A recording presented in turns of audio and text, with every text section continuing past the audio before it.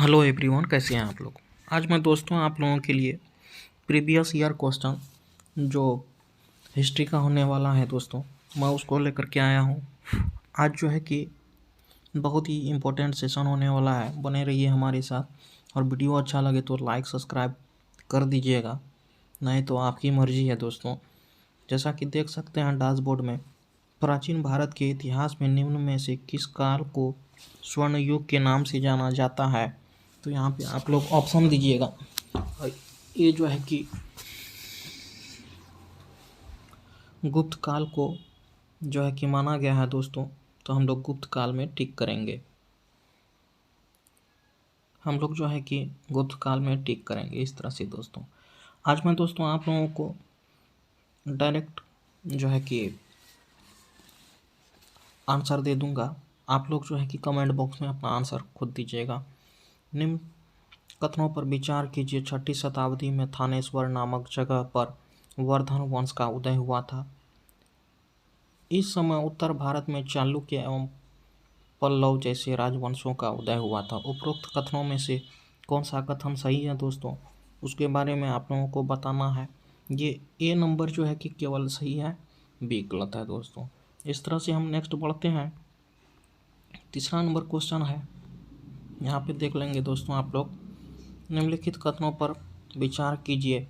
समुद्रगुप्त ने 324 ईस्वी पूर्व से 380 ईस्वी पूर्व तक शासन किया। समुद्रगुप्त की प्रशस्ति प्राकृतिक भाषा में लिखी गई और यहाँ पे कथन दिया गया है, आप लोग इसको टिक करेंगे।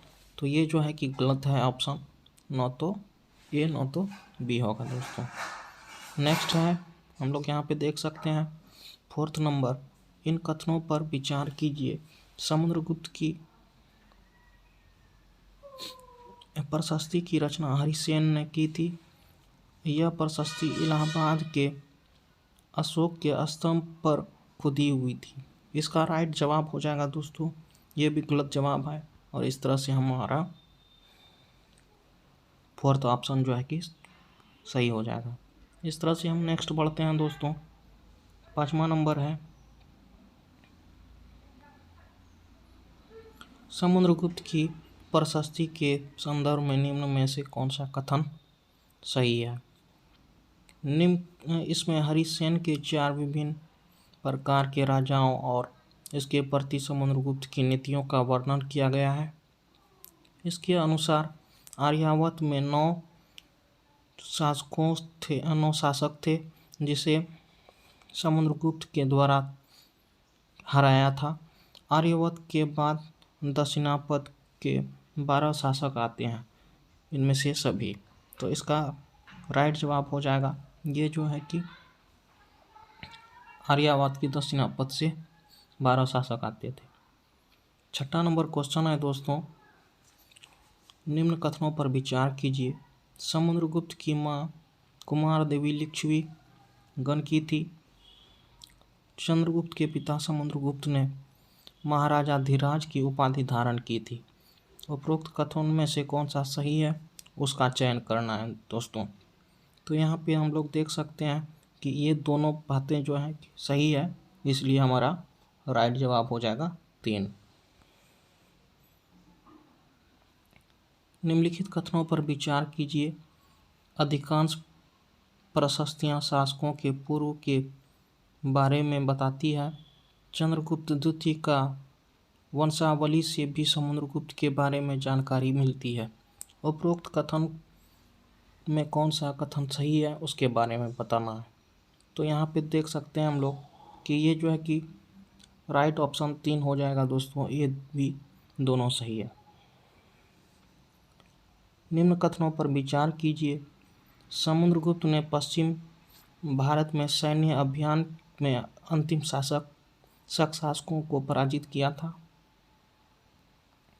समुद्रगुप्त के दरबार में कालिदास एवं आर्यभट्ट जैसे विद्वान थे। उपरोक्त कथन में से कौन सा कथन सत्य है। तो 9 नंबर हम लोग देख सकते हैं। 8 नंबर देखिए क्या है ऑप्शन में। तो इसमें जो है कि 4th ऑप्शन हो जाएगा, चूँकि न ही ए सही है, न ही बी सही है। हर्षवर्धन के संदर्भ में निम्न में से कौन सा कथन असत्य है? हर्षवर्धन ने लगभग 606 ईस्वी से 647 ईस्वी तक उत्तरी भारत के क्षेत्रों पर शासन किया। हर्षवर्धन के दरबारी कवि बाणभट्ट थे। चीनी तीर्थयात्री इत्सांग काफी समय के लिए हर्ष के दरबार में रहता था। चालुक्य नरेश पुलकेशिन द्वितीय ने हर्षवर्धन को हराया। तो इसका 9 नंबर का राइट जवाब हो जाएगा दोस्तों 3 नंबर। निम्न में से कौन सा कथन असत्य है? इसलिए हम लोग असत्य को चुनेंगे। तो ये पल्लव की राजधानी उज्जैन नहीं थी दोस्तों। इस तरह से हम नेक्स्ट बढ़ते हैं दोस्तों।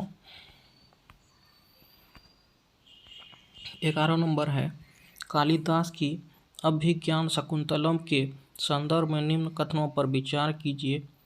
इनमें कालिदास ने इस काल के राजदरबार का वर्णन किया है। इसके नाटकों में राजा एवं ब्राह्मणों प्राकृतिक बोलते थे। इसमें दुष्यंत एवं शकुंतला के बीच प्रेम प्रसंग का वर्णन किया गया है। इसका हम लोग जो है कि जवाब देंगे तो ए और बी दोनों सही है, सी गलत है दोस्तों। राज्यों में प्रशासन के संदर्भ में निम्न कथनों पर विचार कीजिए। राजा अपने सामंतों, किसानों, व्यापारियों तथा ब्राह्मणों के संगठनों के साथ अपनी सत्ता की साझेदारी नहीं करता था। सभी राज्यों में उत्पादकों अर्थात किसानों, पशुपालकों, कारीगरों से संसाधन एकत्रित किए जाते थे। इसका राइट जवाब हो जाएगा दोस्तों, यहाँ पे हम लोग देख सकते हैं केवल बी जो है कि राइट जवाब हो जाएगा। नेक्स्ट है, निम्न कथनों पर विचार कीजिए। कुछ राजा पुराने राजाओं की तरह एक सुसंगठित सेना रखते थे। सेना नायकों को नियमित वेतन दिया जाता था। उपरोक्त में से कौन सा कथन सही है? तो इसका राइट जवाब हो जाएगा दोस्तों 3 नंबर। ये और दोनों सही है। दक्षिण के राजाओं में सभाओं के संदर्भ में निम्न कथनों पर विचार कीजिए। पल्लवों ने अभिलेखों के स्थानीय सभाओं की चर्चा की है। नगरम व्यापारियों ने एक संगठन का नाम था। इसका राइट ऑप्शन क्या हो जाएगा? यहाँ पे देख सकते हैं उपरोक्त कथन में से कौन सा कथन सही है। सही जवाब को हम लोग टिक करेंगे तो ए और बी दोनों सही हो जाएगा दोस्तों। निम्न कथनों पर विचार कीजिए। बाणभट्ट ने तत्कालीन राजाओं की सेना का विहंगम वर्णन किया और बाणभट्ट के अनुसार सेना अपने साथ भारी मात्रा में अस्त्र शस्त्र लेकर चलती थी। इसका जो है कि राइट जवाब हो जाएगा। ए और बी दोनों राइट है। नेक्स्ट है दोस्तों 16 नंबर।